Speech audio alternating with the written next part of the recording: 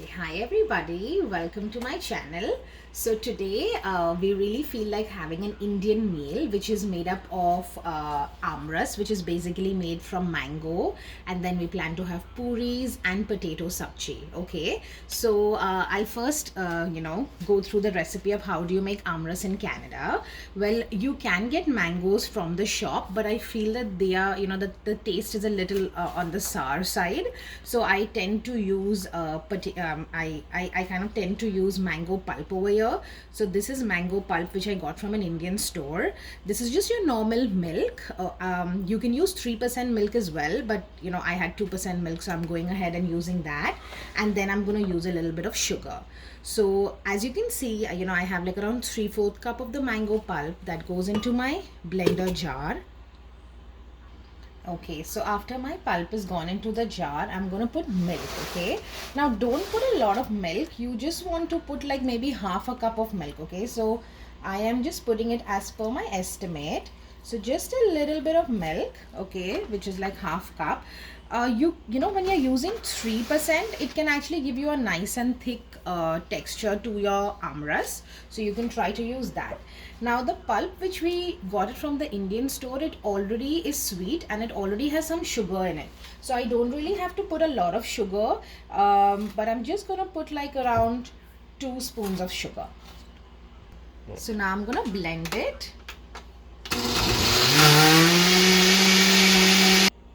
Okay, so this is how my amras is looking. I would want to show you how the consistency is. So you want it to be flowy but a little on the thicker side.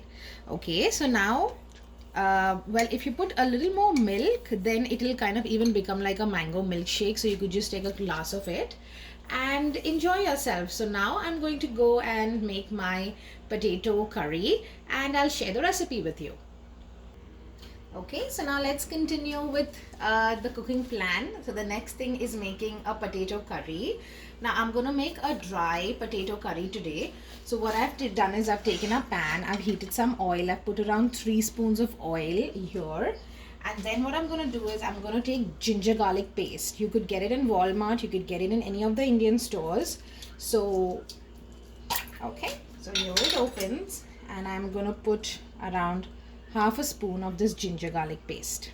Okay, now after that I am going to then open my box of all spices and I'm going to put these mustard seeds. Okay, so mostly when we are doing Indian cooking, either we are putting mustard seeds in oil or we are putting this jeera seeds. So today I'm going to use these mustard seeds. So just a spoon of that and I'll let it crackle. In the meantime, I'm also going to put a pinch of asafoetida. Okay, so it's also called as hing. You can get it in any of the Indian stores. And I'm just going to put a little of it. Okay, that just gives a very good taste to your curry. Now I have some chopped green chilies. Okay, so I'm just adding that. And these are curry leaves. Now in India, usually you get, fresh curry leaves. You get it here as well. But what I like to do is I just like to dry it and then keep it with, in the pantry so that it's easier to kind of use it. So these are just some dried curry leaves.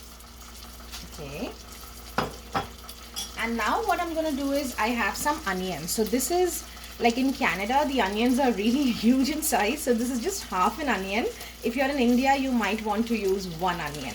And then I'm just going to add it in as well. And now what I'm going to do is I'm just going to cook a bit so that the onions change color. Okay. Now remember, whenever you're cooking onions, it's kind of good to add the salt at this point of time because it helps the onion to cook faster.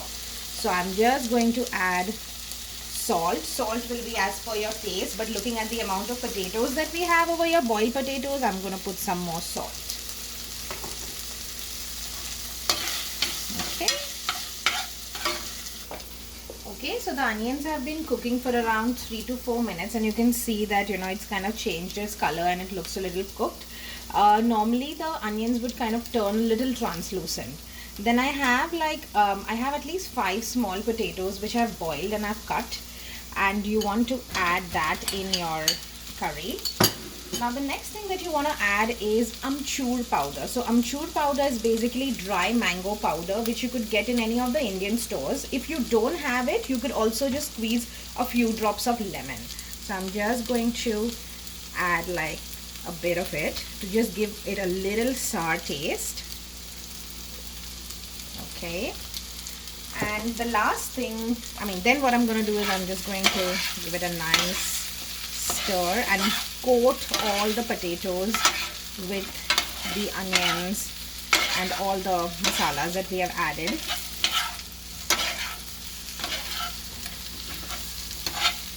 Pinch of turmeric. You could even put the turmeric before when you were cooking the onions, but I'm gonna put it from up here.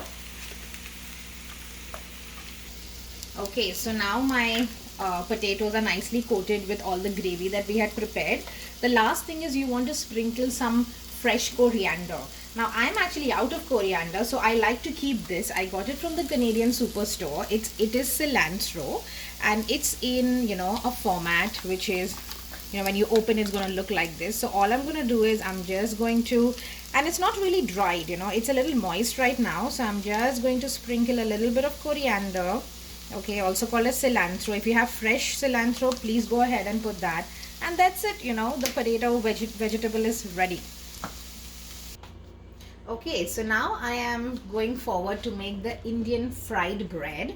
So what I'm going to do is I'm going to take wheat flour. You could get it at Walmart, Indian store, wherever. So this is how, so I've taken 2 cups of wheat flour. Now what I'm going to do is I'm just going to add a little bit of salt, okay? Just a little bit of salt. Like 1/4 spoon, I would say. Then what I want to do is I also want to add oil to it. Okay, so what I'm gonna do is I'm just adding like a spoon of oil. Okay, maybe a little more. So after the oil, I'm going to add a little bit of milk. It's not necessary to add milk, but when you're frying the puris, if you put a little bit of milk, it'll just give a very nice color to your puri. So this is not mandatory. So you just put a little bit of milk, and now I'm going to try to, get it all together in a dough by using little bit of water. Okay. If you have, if you have that mixer, which is from KitchenAid, you just put all the dry ingredients and then you on it and your dough will be ready. Okay, so as you see that right now I'm using my hand to knead the dough. It's very popular in India, like everybody will use their hands to, make the dough. Not a lot of people have that machine to, use it. A lot of people, like my mom, she kind of puts it in the food processor with the plastic blade and it's done. So she always keeps telling me that why are you doing it with your hand, you could just use it. But I just feel that it's a really less amount of dough that I'm making today, so I could just use my hand. So now you can see that I'm able to get most of it. So I'm just going to take a little bit more of water, just a little bit of water, and then you keep kneading it. What you can also do is once all the dough has come together, you can put a little bit of oil and you just want to massage the dough a bit. Okay. And remember, for the puris, you don't want a dough which is very soft. You want a dough which is a little hard. Okay, so the dough has all come together. Now remember, when you're making puris, you don't want the dough to kind of sit for like half an hour or something. Mostly if you're just making some roti, we'll tell you that you make the dough and then you keep it aside for like some time. But when it comes to puris, you can actually just make it immediately. So all I'm going to do now is I'm going to try to get like an elongated, and then you just want to, make small balls out of it. So you just make small balls out of it, and then you take one of it and you just try to roll it like this. Okay, so I'm gonna go ahead and do the same. You're just using your hands and you make it like this. Okay, so now coming to how do you roll a puri. So for rolling a puri, what do you need? You need you need this, and then you need a rolling pin. You could get it in any of the Indian stores, easily available, because roti puri is a very popular dish that you eat in India. Okay, so now I would like to show you how do you roll a puri if you're doing it for the first time. So what you want to do is you can take a little bit of oil and just coat this surface with a little bit of oil. And similarly, you can just take a few drops of oil and just coat it on your rolling pin. Okay. Now what you want to do is you just take one of this. Again, before you start making the puris, just make sure that it's nice and round. And then you place it in the middle. And what you want to do is you want to, try to roll it, once in one direction, and then lift it up, and then completely at 90 degrees, roll it on the other side. Then lift it up, keep it at 90 degrees and roll it on the other side. Sorry, my puri is not round. There are a lot of people who make like perfectly round puris, but that's something that I still struggle with. But I can assure the taste is gonna be good. Okay, so once you feel it's kind of a sufficient thickness, you can start rolling the other one. Okay, so now I'm ready to fry my puris, and as you can see there's oil in the pan. Now you can take a deeper pan, but then you'll have to put more oil, so I like to take a shallow one so that I don't really use up a lot of oil. What I'm gonna do now, the oil has to be hot. If you have to check if the oil is hot or no, you could just take a little bit of that dough and then just put it in, and if it kind of floats up, you know that the oil is hot. So now what I'm going to do is, this is one of the perfectly shaped puris. So I'm going to show this. So you just try to slide it from the side like this. And then you want to lightly press so that it can puff up. Okay, lightly press. And then turn it around. And that's it. You get it out. If you want the color to be light, you could just fry it for less time. So I'm going to show you another puri. And then you just place it on some tissues over here. So let's take this one. I'm sliding it from the side here. I'm gonna press gently so that it puffs up, and then I'm gonna turn it around and remove it. So frying puris is very, very quick. Okay, so I'll show you another one. You slide it from the side, just press gently. Put on the other side, press so that it puffs up, and this is how you can get a puri which is lightly colored, and this is how actually a puri should look.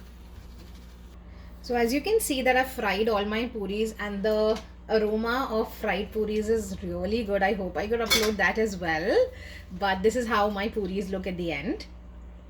Okay, so this is how my final plating is looking. We normally take a bite of the puri, you take a little bit of the sabji, you dip it in the amras and you eat it.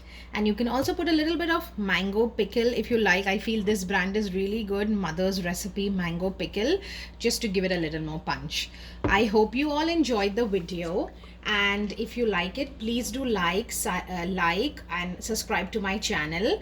And if you have any more suggestions, please do put it in the comment box. Have a lovely day. Bye bye.